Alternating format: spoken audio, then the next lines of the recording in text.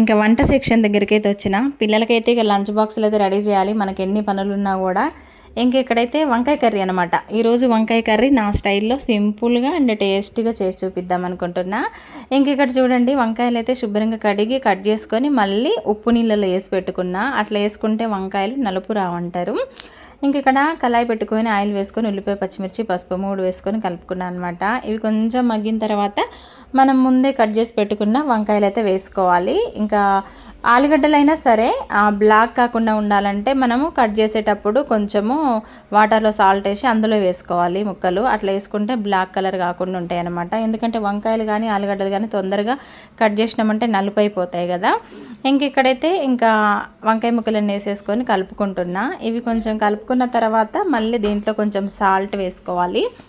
Salt వేసుకున్న తర్వాత కొంచెం కలిపేసుకొని ఇందులోనే అల్లం వెల్లుల్లి పేస్ట్ కూడా వేసుకోవాలి. ఇంకా వంకాయ కర్రీ అంటే అల్లం వెల్లుల్లి పేస్ట్ ఉంటేనే అది మంచి టేస్ట్ అయితే వస్తుంది. ఇంకా అల్లం వెల్లుల్లి పేస్ట్ వేసుకున్న తర్వాత కొంచెం కలుపుకొని మూత పెట్టేసుకొని కొంచెం పచ్చివాసన పోయేదాకా కలుపుకున్న తర్వాత అందులోనే ఒక పెద్ద సైజు టమాటా అయితే కట్ చేసి వేసుకున్నాను అనమాట నేను. ఎందుకంటే అట్లా టమాటా వేస్తే టేస్ట్ బాగా వస్తుంది. వట్టి వంకాయ కర్రీ అంటే నాకు అంత ఇష్టం ఉండదు. అది ముద్ద వంకాయ అయితే మాత్రమే అట్లా చేస్తాను అనమాట.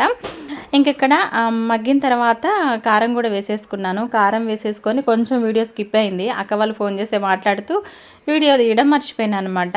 ఇంకా కారం కూడా వేసేసుకొని కర్రీ అంతా మగ్గిన తర్వాత లాస్ట్గా కొత్తిమీర, ధనియాల పౌడర్ వేసేసుకొని స్టవ్ ఆఫ్ చేసుకున్నా. ఇక్కడైతే ఇక మా బాబు వాళ్ళ టీచర్ బ్లౌజులు స్టిచ్చింగ్ చేసేటివి ఉన్నాయి ఈరోజు. ఇంకా అవైతే లైనింగ్స్, ఫాల్స్ వాష్ చేసి అయితే వేసుకుంటున్నాను అనమాట. ఇంక ఇవి వాష్ చేసుకున్న తర్వాత ఇంకా ఈరోజు సోప్స్ ప్రిపేర్ చేసేది కూడా ఉంది, కుప్పింటాకు సోప్స్. అందుకోసం అయితే ఇక్కడ కుప్పింటాకు కూడా మిక్సీకి వేసేసుకున్న, తులసి, కుప్పింటాకు ఇవన్నీ పౌడర్ చేసి అయితే పెట్టుకుంటున్నాను అనమాట. ఇంకా పని అంతా అయిన తర్వాత సోప్స్ చేసేసి ఇంకా మళ్ళీ ఇంకా స్టిచ్చింగ్ చేసుకునేది ఉంటుంది కాబట్టి ఇవన్నీ ప్రిపేర్ చేసుకుంటున్నా. వీడియో నచ్చితే లైక్ చేయండి. Bye bye.